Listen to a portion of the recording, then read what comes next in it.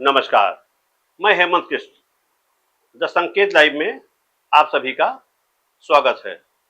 दोस्तों, प्रसिद्ध समाज सेवी, कट्टर राष्ट्रवाद की अवधारणा से ओतप्रोत तथा भारतीय जनता पार्टी में बगैर किसी भी संगठन के लिए काम करने वाली दीपमाला का मानना है कि इंडिया गठबंधन एक ऐसा पानी का बुलबुला है जो कभी भी फुस हो सकता है।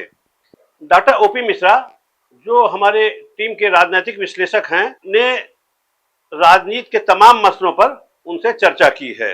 आपको बता दें, दीपमाला, आप एक कुशल समाज सेविका हैं। सरल भाषा में बात करना आपके स्वभाव में है। यही कारण है कि हर वर्ग के जनमानस को अपनी तरफ आकर्षित कर लेती हैं। निपुण गृहिणी के साथ साथ समाज सेवा करना आपकी मनोवृत्ति को यह दर्शाता है कि समाज का उत्थान चाहती हैं। अब आप ओपी मिश्रा से बातचीत का अंश देखिए। नमस्कार। नमस्कार, मैं डॉक्टर ओपी मिश्रा।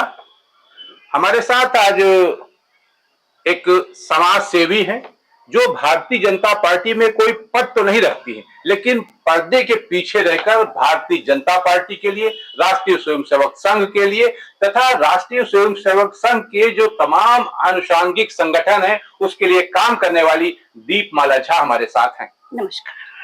मैं आपसे कुछ सवाल पूछता हूं जो राजनीति से भी जुड़े हैं और समाज से भी जुड़े हैं। आपकी उसमें अहम भूमिका रही है। मैं आपको तब से देख रहा हूं जब उत्तर प्रदेश में 2022 के विधानसभा चुनाव हो रहे थे, तब से आप सक्रिय हैं। बगैर किसी पद पे, बगैर किसी प्रोफाइल के, बगैर किसी स्टेटस के आप समाज के लिए, पार्टी के लिए काम कर रही हैं। तो मेरा आपसे पहला सवाल है कि अभी 4 जून को चुनाव परिणाम आए थे, उन्हें आप किस नजरिए से देख रहे हैं? क्या ये बीजेपी का डाउनफॉल है, उनकी लोकप्रियता में कुछ कमी आई है और इंडिया गठबंधन की लोकप्रियता बढ़ी है? इसे आप किस नजरिए से देख रही हैं? जी नहीं, प्रधानमंत्री जी के लोकप्रियता में कोई कमी नहीं आई है। वे आज भी भारत के प्रधानमंत्री हैं और तीसरी बार पंडित नेहरू जी के बाद वे प्रधानमंत्री बने हैं।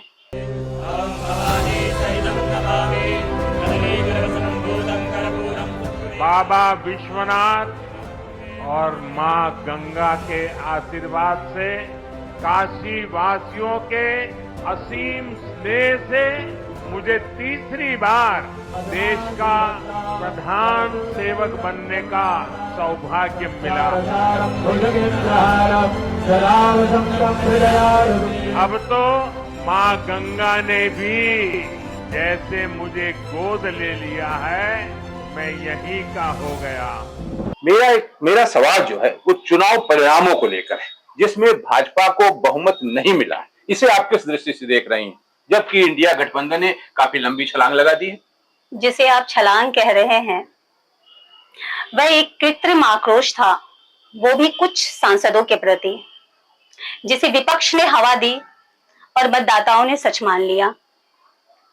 वैसे सही कहें तो इंडिया गठबंधन ने कोई तीर नहीं मारा है, बल्कि आम मतदाताओं के क्षणिक आक्रोश को भुनाया है।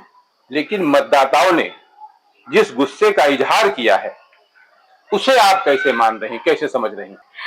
मतदाता आज इस बात को स्वीकार करते हैं कि उनके क्षणिक आक्रोश से इंडिया गठबंधन को फायदा मिला। आप उत्तर प्रदेश में काफी सक्रिय हैं। लोकसभा चुनाव के दौरान आपने 50 लोकसभा क्षेत्र का दौरा किया। क्या आपने डबल इंजन की सरकार में कुछ टूट फूट देखी है क्या? उत्तर प्रदेश के आदरणीय योगी आदित्यनाथ जी से, उनकी सरकार से शायद ही किसी को शिकायत होगी। भाजपा नवा बनेगा पंजाब। मैं तो पहले से ही यूपी में जब आया, आने के बाद से ही मैंने 26 दिसंबर की तिथि को 3 बार दिवस के रूप में मनाना प्रारंभ कर दिया।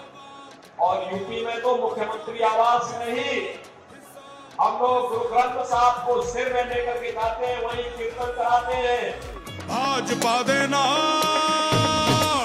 नवा पंजाब। गुरु गोविंद सिंह जी महाराज ने तो राम अवतार पर ही पूरा एक सर्ग लिखा था। भगवान राम के प्रति कितनी आस्था थी, यह शब्दों में व्यक्त नहीं किया जा सकता। नवा पंजाब निर्णय लेने की क्षमता, उनकी कार्यशैली अभूतपूर्व है। और ऐसे में ये आरोप लगाना कि केंद्रीय नेतृत्व उनका योगी को इग्नोर कर रहा है क्या? जी इग्नोर कर रहा है, यह पूर्णतः असत्य और भ्रामक है। योगी जी ना केवल नाम के योगी हैं, बल्कि वो कार्य के भी योगी हैं। उनकी मास अपील है। उत्तर प्रदेश में कहा जा रहा है कि ब्यूरोक्रेसी पूरी तरह से बेलगाम हो चुकी है, सिस्टम भ्रष्ट है, भ्रष्टाचार चरम पे है। आप 2-3 सालों से उत्तर प्रदेश को बहुत नजदीक से देख रही हैं, आप इसे किस दृष्टि से देख रही हैं? देखिए, ये आपके नजरिए का दोष है। ब्यूरोक्रेसी सरकार के मंशा के अनुरूप कार्य करती है।